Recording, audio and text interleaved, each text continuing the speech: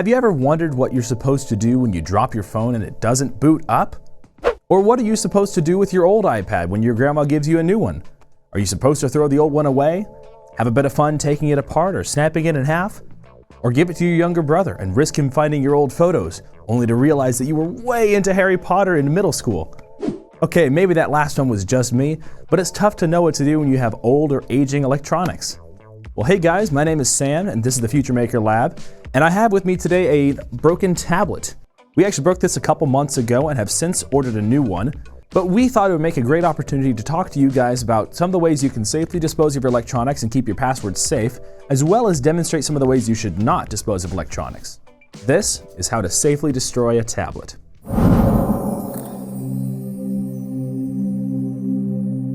Alright, before you do any destruction of any kind, it's important to know whether your device is actually dead or just really old.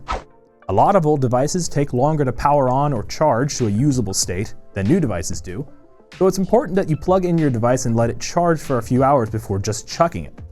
Some of the issues you might encounter with an old device include a dead or rapidly draining battery, a dead screen, which I'll talk more about later, slow booting, and general lagginess while you're using it, and you'll want to check your device to determine whether it's experiencing any of these issues. Maybe your device is working well, maybe it just isn't fast enough for you, or maybe you already bought a replacement. If that's the case, then I've got good news. Many electronics retailers, such as Best Buy or your local computer store, will take working devices off your hands for free, and may even offer you store credit depending on how well it works. But what if your device is broken beyond repair? What then? Well, don't grab your baseball bat and start swinging, and don't throw it in the garbage can either. Remember those electronics retailers I mentioned earlier? They serve another purpose. Many of the companies that are willing to take old devices off your hands have the tools to properly dismantle them, so that any parts that are still functioning can be reused or recycled. Your old iPad screen with no cracks could end up on somebody else's iPad. Another reason you shouldn't just start destroying your devices is that the batteries inside are dangerous, to the point that they're often considered hazardous materials. Most smartphones, tablets, and laptops use lithium-ion or lithium polymer batteries because they're light and easy to recharge. Both battery types are prone to expanding over time, and both can emit toxic smoke if punctured, and can even explode if handled improperly. Scientists call it thermal runaway. We call it a fire.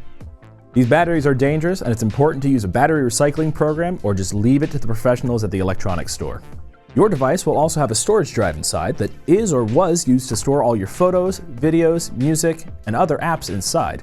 Even if your device isn't powering on, those files can still be read and copied from that device to another device.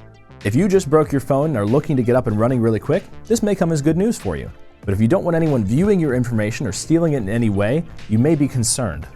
Reputable companies will clean storage drives before selling the devices to new customers, and your local repair or retail shop will likely do the same, but it's a good practice to ask them to wipe the drive clean, just to be certain. So let's review. Reuse any old devices you can rather than having them destroyed. If your device is broken, take it to a repair shop and have them fix it. If you don't want or need it anymore, donate your old electronics to an electronics retailer or a repair shop that is willing to take them. If you're repairing a device on your own, make sure to take special care with the battery so as not to hurt yourself. And finally, make sure your storage drive is fully cleared of all its data, either by wiping it electronically or by having it physically destroyed. Now, we here at the FutureMaker Lab would like to follow these guidelines as closely as possible, but we've run into a bit of a special case with this tablet. The screen is very cracked and it does not turn on at all. Now, we have saved passwords on this tablet and used software that we don't want to get compromised, so we have to dispose of it in a safe manner. Now, earlier I actually took this tablet apart, took the battery out, and put most of the tablet back together. And now that I've explained for you guys the ways that you can safely dispose of a tablet, I'd like to demonstrate some of the things you should not do. This is how not to destroy a tablet.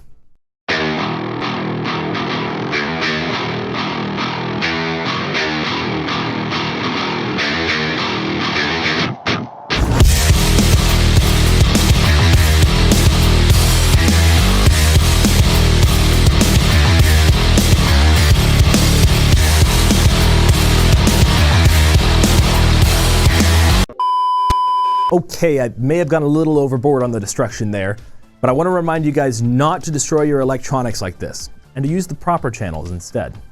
If you want to learn more about device repair or data security, check out WSU Tech's programs on IT systems and cybersecurity, and we'll have those linked in the description below.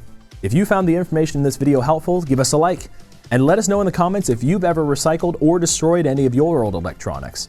This has been Sam from FutureMaker. See you next time.